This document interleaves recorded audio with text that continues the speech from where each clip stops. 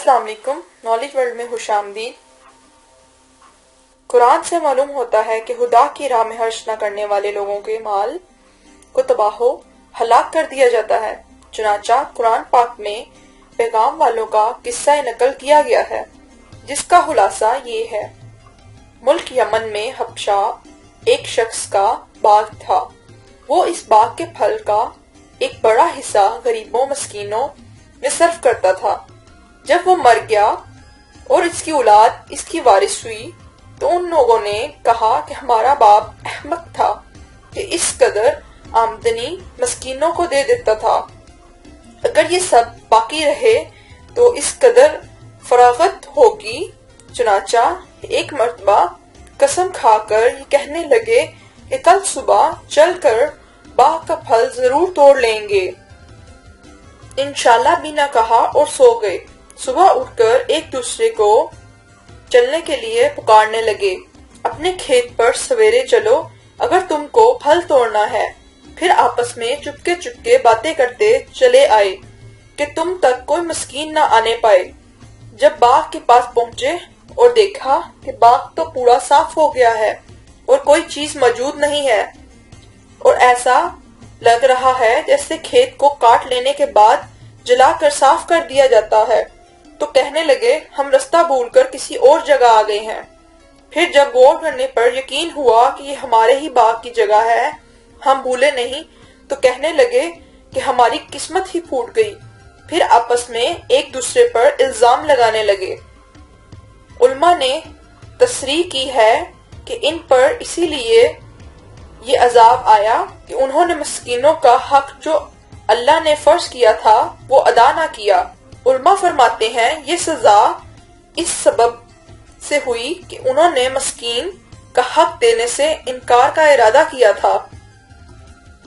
اسی طرح زکوٰۃ نہ دینے والے پر عذاب قبر کا ایک عجیب واقعہ علماء نے لکھا ہے کہ علماء یوسف اپنے ساتھیوں کے ساتھ ابو سنان کی زیارت کے لیے گئے۔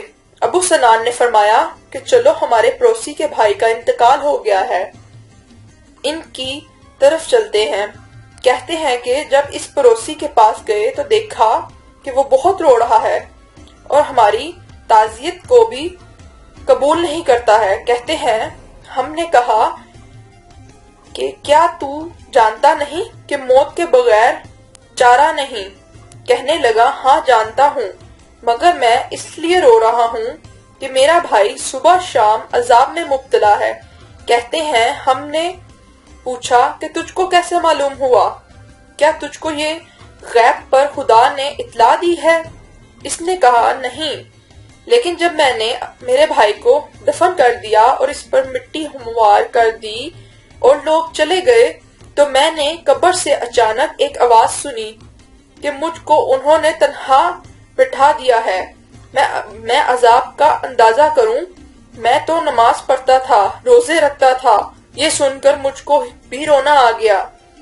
میں نے اس کی قبر سے مٹی ہٹائی تو دیکھا قبر آگ کے شعلے بھڑک رہے ہیں اور میرے بھائی کے گلے میں آگ کا توق ہے۔ بھائی کی محبت نے مجھے ابھارا اور میں نے اس کی گردن سے توق اتارنے کے لیے ہاتھ بڑھائے تو وہ جل گئے۔ محمد بن یوسف فرماتے ہیں کہ اس نے ہم کو اپنا ہاتھ دکھایا کہ وہ جل کر کالا ہو گیا ہے۔ پھر اس نے کہا اب میں اس کے حال پر کیوں غم نہ کروں اور کیسے نہ رہوں؟ محمد فریابی کہتے ہیں ہم نے پوچھا کہ تیرے بھائی کا عمل کیا تھا؟ اس نے کہا وہ اپنے مال کی زکوٰۃ نہیں دیتا تھا۔ زکوٰۃ دینا ہم سب پر واجب ہے۔ ویڈیو پسند آنے کی صورت میں اپنے فرینڈز سے شیئر کیجیے اور چینل کو سبسکرائب کریں۔ شکریہ۔